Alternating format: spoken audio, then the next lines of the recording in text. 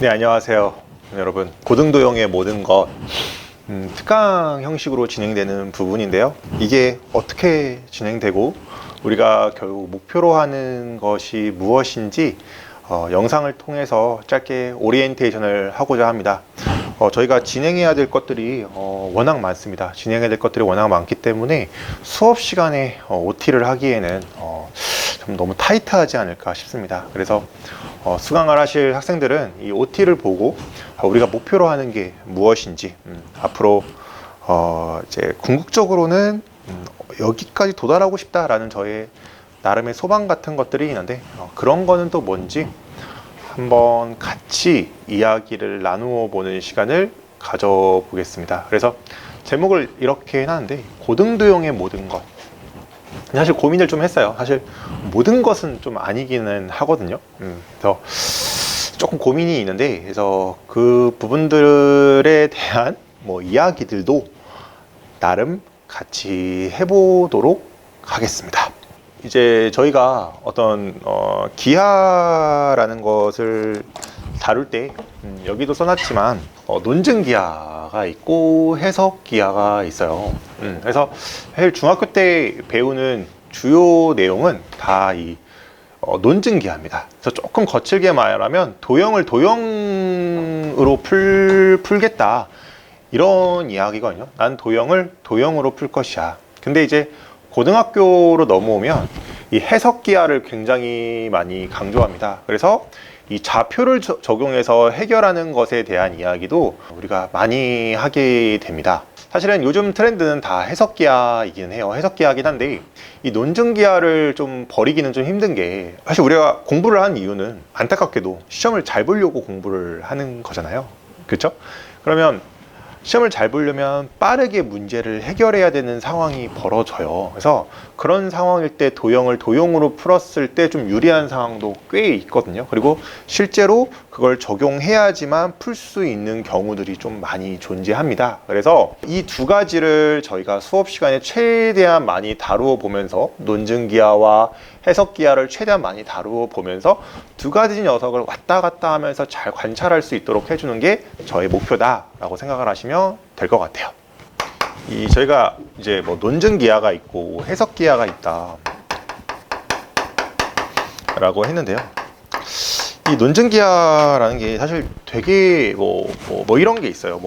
넓이가 같다라든지 평행과 닮음이라든지. 그러니까 아마 이제 주로 이제 이런 이런 아이디어를 많이 적용해서 할 거예요. 물론 체바의 정리라든지 마날리우스의 정리라든지 화살촉 모양이라든지 이런 것들을 좀 다루면서 시소 정리부터 해서 좀 각종 스킬들을 좀 많이 다루어 주기도 할 거예요. 어떤 일종의 스킬 같은 것을 좀 많이 다루어 주긴 할 건데 약간 이런 거예요. 그러니까 저희가 이제 공부를 하다 보면 사실은 교육청 문항에도 나름 네임드가 있어요. 교육청에도 나름 네임드가 있는데 이 교육청 네임드와 이거에 대한 변형 문항 같은 것들도 있을 거 아니에요. 그쵸? 그래서 이런 것들의 사실 출제 의도는 해석기하이긴 합니다. 해석기하이긴 한데 이 녀석을 어떻게 하면 저희가 그래도 좀 비교적 어떤 논증 기하로 좀 해결할 수 있을지에 대한 이야기도 한번 같이 해볼 거예요. 그래서 어찌 보면 어떠한 주어진 문항에 대해서 다양하게 해석할 수 있는 방법들을 찾아보는 연습을 같이 해보도록 할 거예요. 그러니까 여러분들 혹시 이제 아시겠지만 이 도형의 방정식 같은 거 배우잖아요. 도형의 방정식에서 예를 들어서 내분점, 외분점 같은 거 여러분들 배우죠. 그럼 이제 내분점, 외분점 공식 같은 것들이 나름 중요한 것 같지만 중요하지 않다는 건 아니에요. 근데 이제 결국 어려운 문제를 풀다 보면 그 내분점, 외분점도 결국 뭐예요? 결국 비율에 대한 이야기거든요. 결국 비율에 대한 이야기야. 그러니까 이렇게 해서 이 비율이라는 게 일종의 전체 집합이다라고 생각할 수도 있는데, 그럼 이 비율이라는 걸 질문을 하려면 결국 뭐하고 연관이 있을 수밖에 없을까요? 잘 생각해 보세요. 닮음과 평행, 더 나아가서는 길이비, 넓이비 이런 거를 통해서 비율을 숨기겠죠. 어떤 의미인지 아시겠어요? 그러니까 이 논증기하라는 아이디어가 필연적으로 필요할 수밖에 없는 겁니다. 그쵸? 그래서 이렇게 생각을 해주시면 돼요. 그래서 이제 저희가 이제 바뀐 교육 과정에서는 대수죠, 대수. 대수에서 이제 사인 법칙과 코사인 법칙을 배우죠.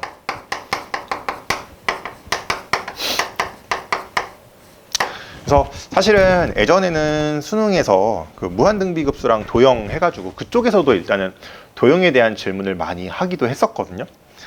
근데 요즘에는 도형의 방정식과 이 사인, 코사인 법칙 쪽으로 해서 좀 이제 도형에 대한 질문을 많이 한다. 그래서 수능에서는 이쪽에서 질문을 할 가능성이 굉장히 높습니다. 그래서 그래도 좀 추가적으로 이용을 하자면 이 극한 쪽에서 도형에 대한 질문을 할 수도 있어요. 마음만 먹으면 할 수도 있고, 그다음에 무한등비급수 이쪽에서도 질문을 할 수도 있기는 하겠죠. 괜찮죠? 그래서 일단 질문 자체는 이쪽으로 간다라고 해석을 해도 돼요. 근데 지금 우리가 조금 한번 아무튼 이건 이제 수능에서 이쪽으로 질문을 할 수 있다라는 이야기고, 도형의 방정식인데 이게 이름이 방정식이잖아요. 이게 좌표화가 핵심인데,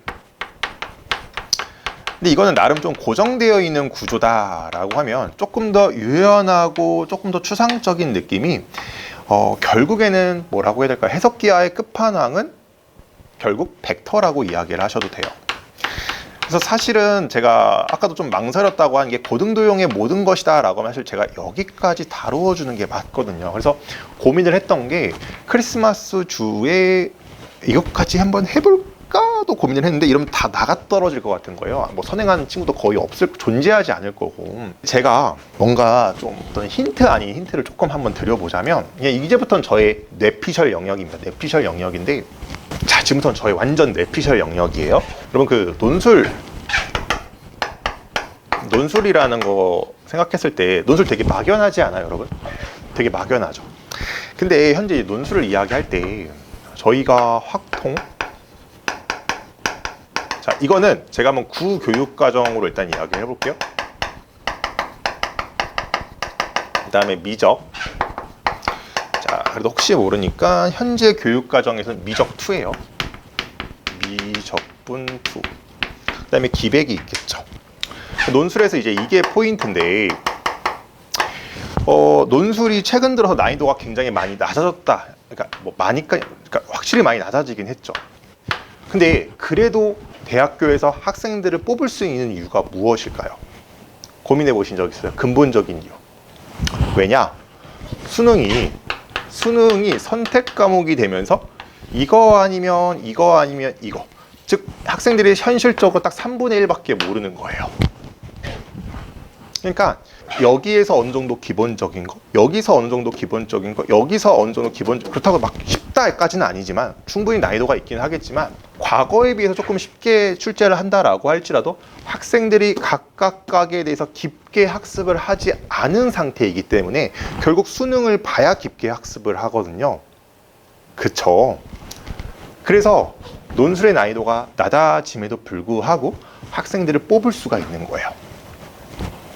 그렇다면 생각보다 기회가 있다라는 생각도 들죠.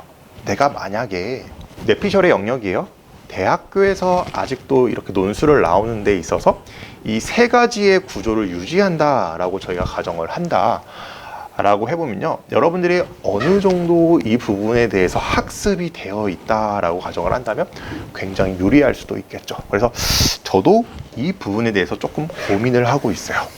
그래도 이걸 조금 어떻게 학습시켜줄 방법이 없을까? 좀 최대한 부담감 없이. 그래서 이런 부분도 제가 일단은 지금 현재 고민을 하고 있습니다. 그래서 최대한 좀 학습을 할 수 있는 방향도 쌤이 한번 생각을 해볼게요.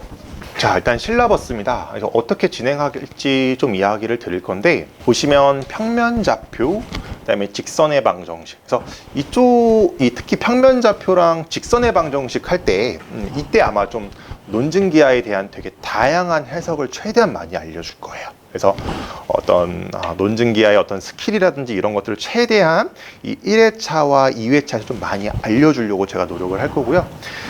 아시겠지만 원의 방정식이 꽤 난이도가 높습니다. 난이도가 꽤 높아서 이 원의 방정식은 2회에 걸쳐서 저희가 진행을 해보도록 할 거고요. 그 다음에 도형의 방정식인데 학생들이 도형의 방정식을 막연하게 조금 쉽게 생각하는 경향이 있습니다. 근데 이 도형의 이동 같은 경우에는 심지어 나중에 지금 이제 바뀐 교육과정은 미적분 1, 그 다음에 뭐 미적분 2까지에도 굉장히 많은 영향을 행사하는 것이기 때문에 뭐 지수 로그 함수도 똑같고요. 그래서 여기 부분도 꽤 디테일하게 다루어 줄 필요는 있습니다. 그래서 맨 마지막 주차에 그래서 대수에서 우리가 하고 있는 사인 법칙과 코사인 법칙에는 2회에 걸쳐서 저희가 수업을 진행을 해볼 거예요. 그래서 1회는 비교적 어떤 교과서 내용 자체에 조금 더 집중하는 느낌이라고 하면 7회에는 그 교과서 내용과 같이 추가적으로 어떤 좀 꼭 알아야 되는 것들이 있거든요. 방역의 정리라든지 우산 정리라든지 그런 것들을 같이 적용을 함으로써 어떻게 하면 이게 어떤 식으로 이제 뭐 수능 문제가 출제되는지 평가 문항이 어떤 식으로 출제되는지 그런 것들도 한번 저희가 꼼꼼하게 다뤄보는 시간을 한번 가져볼 겁니다. 그래서 수업 자체는 생각보다 난이도가 꽤 있을 수도 있습니다. 그래서 조금 만약에 본인이 이게 학습이 좀 많이 안 되어 있는 학생이다 라고 하면 반드시 좀 예습을 해올 것을 저는 좀 추천을 드리고요. 약속드릴 수 있는 부분은 선행이 많이 되어 있거나 그 다음에 뭐 여러 번 학습했던 학생들이라고 할지라도 수업을 들으시면 반드시 얻어갈 게 있을 겁니다. 그래도 나름 고1, 고2, 고3 최상위권, 극최상위권 학생들도 가르치고 있거든요. 그래서 거기서 뭐라고 해야 될까, 나름 농축되어 있는 어떤 관점이라든지 문제를 풀 때 바라보는 방법이라든지 이런 어떤 방법론 같은 것들을 좀 많이 이야기를 해주려고 노력을 하는 편이에요. 그래서 나라면 이렇게 적용해 보겠다, 나라면 문제를 이런 식으로 풀어보겠다, 최근에 뭐 안타깝지만 트렌드는 좀 이러하다, 뭐 이런 것들도 또 하나도 빠짐없이 꼼꼼하게 이야기를 해줄 테니까요. 분명한 점은 내신이라는 파워가 예전만큼은 강해지지 않을 수도 있다는 생각을 계속 하고 있어요. 그래서 원래는 제가 겨울에는 내신에 올인하는 구조였거든요. 내신에 완전 올인하는 구조였는데 이번에는 확실히 조금 수능에 조금 더 포커스를 맞춰서 수업을 진행을 해보려고 해요. 어쨌든 내신 1등급이라는 게 10%로 좀 많이 퍼지기도 했고요. 그래서 1등급이라는 게 분명히 뭐 10%라고 해서 쉬운 건 아니지만 이제는 확실히 예전보다 좀 여유가 있는 상태일 거고, 대학교에서도 학생을 뽑는 데 있어서 수능에 있어서 조금 더 현실적으로 조금 더 포커스를 맞출 수밖에 없지 않을까라는 생각도 하고 있습니다. 그래서 많은 것들을 결국에는 어떻게 보면 자칫 내신에서 1등급 나온다고 좀 마음 편하게 생각을 하다가 고3 때 되어서 굉장히 크게 데일 수도 있다라고 생각을 해요. 최소한 그런 일을 겪지 않도록 하려면 학원에서만큼은 단순히 어떤 내신의 1등급이 목표가 아니라 수능에서 1등급을 맞고 더 나아가서 100점을 맞고, 또 이게 안타깝게도 혹시라도 1등급이 나오지 않는 일이 벌어진다고 하면 뭐 수학이 아니라 다른 과목, 그럼 이제 정말 되게 목표가 높은 친구들 같은 경우에는 다른 방향으로 틀어야 될 수도 있잖아요. 뭐 논술이라든지 아니면 논술 최저가 굉장히 높은 일명 빡센 곳으로 도전을 해본다든지 그런 일이 저는 충분히 벌어질 수 있을 것이다 라고 생각을 하기도 해요. 그럼 이제 그런 일이 벌어졌을 때 학생들이 그거를 해낼 수 있도록 조금 도와주는 프로젝트가 저는 좀 필요하다고 속으로 생각을 하고 있어요. 그래서 학생들이 1학년이 지나고 나서 2학년이 되었을 때 지금 현재 2학년과는 좀 다른 무언가가 필요하지 않을까라는 생각을 하고 있어요. 그래서 저도 이렇게 레이더망을 펼쳐놓고 이게 어떤 식으로 바뀔지 좀 되게 예민하게 반응하고 있으니까요. 믿고 쌤을 따라와 주시면 감사하겠습니다. 그래서 일단은 어떻게 바뀌든 여러분들이 체급이 높다면 다양한 방향으로 갈 수 있거든요. 그래서 일단 우리 수업 시간에 좀 어려울지라도 그 어려움 속에서 재미를 찾으셨으면 좋겠습니다. 그래서 저희 수업 시간에 뵙도록 하겠습니다. 감사합니다.